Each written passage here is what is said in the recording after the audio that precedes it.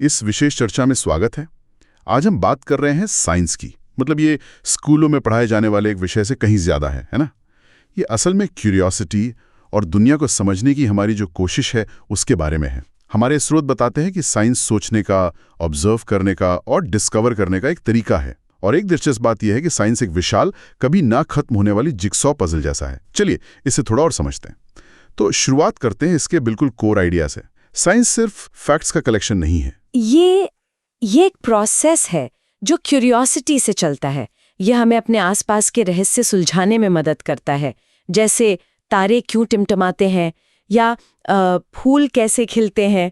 सच पूछिए तो ये हर जगह है। बिल्कुल। और वो जिग्सो पजल वाली बात आपने कही, वो बहुत सही है। हर नई डिस्कवरी उस पजल में एक और पीस जोड़ती है। पर कई बार ऐसा भी होता है कि नई जानकारी आने पर हमें पहले से लगे हुए पीसेस को भी रीअरेंज करना पड़ता है, जिससे हमारी पूरी समझ ही बदल जाती है।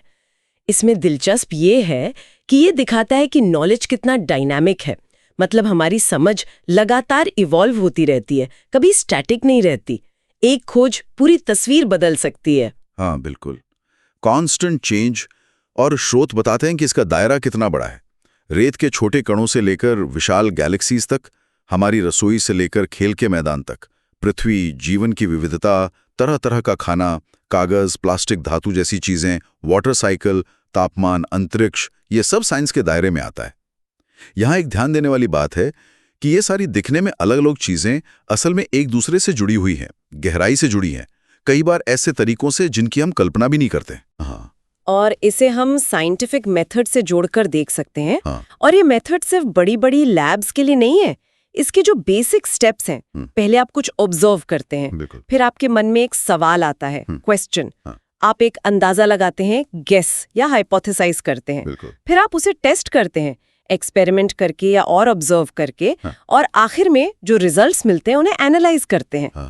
अच्छा, स्रोत में वो पेन का चलना बंद हो जाना वाला एग्जाम्पल है ना, वो इसी प्रोसेस को दिखाता है। आप देखते हैं पेन नहीं चल रहा, ऑब्जर्वेशन। आप पूछते हैं क्यों, क्वेश्चन। सोचते हैं शायद इंक खत्म हो गई, हाइपोथेसिस। पेन खोलकर देखते हैं, अगर इंक है तो सोचते हैं शायद निब सूख गई, न्यू हाइपोथेसिस। और फिर उसे ठीक करने की कोशिश करते हैं, न्यू टेस्ट। बड़ा रुझान वाला। इससे एक जरूरी सवाल उठता है कि क्या इस तरह हम सब अपनी रोज की जिंदगी में जाने अनजाने साइंटिस्ट नहीं हैं? हाँ, सही कहा, बिल्कुल हम सब हैं। स्रोत भी यही दिखाते हैं।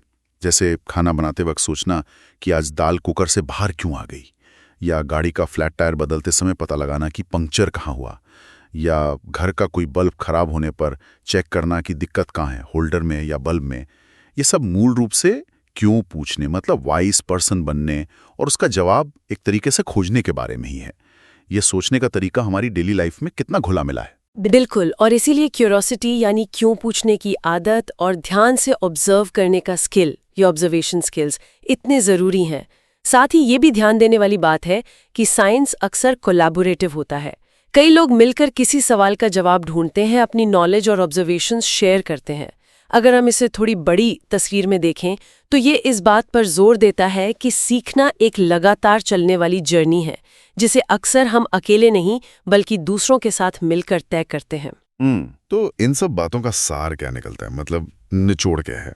साइंस बेसिकली क्यूरियोसिटी है, सवाल पूछना है, और फिर ऑब्जर्वेशन और टेस्टिंग के जरिए सिस्टमैटिक तरीके से जवाब खोजना है। ये सोचने का एक पावरफुल तरीका है जो हर जगह काम आता है, रोजमर्रा की छोटी मोटी प्रॉब्लम से लेकर यूनिवर्स के बड़े बड़े रहस्यों को समझने तक। और जाते जाते एक विचार, स्रोत खोज के आनंद, डिस्कवरी की खुशी पर जोर देते हैं। जरा साइंटिफिक मेथड के स्टेप्स के बारे में सोचिए। Observe, question, hypothesise, test, analyse. जो एग्जाम्पल्स हमने डिस्कस किए, उनके अलावा अपनी रोज की जिंदगी में और कौन सी सिचुएशंस हैं जहां ये स्ट्रक्चर्ड थिंकिंग, ये सिस्टमैटिक अप्रोच अनजाने में ही सही पर बहुत काम आ सकती है। भले ही हम उसे फॉर्मली साइंस का नाम ना दें, इस पर सोचा जा सकता है।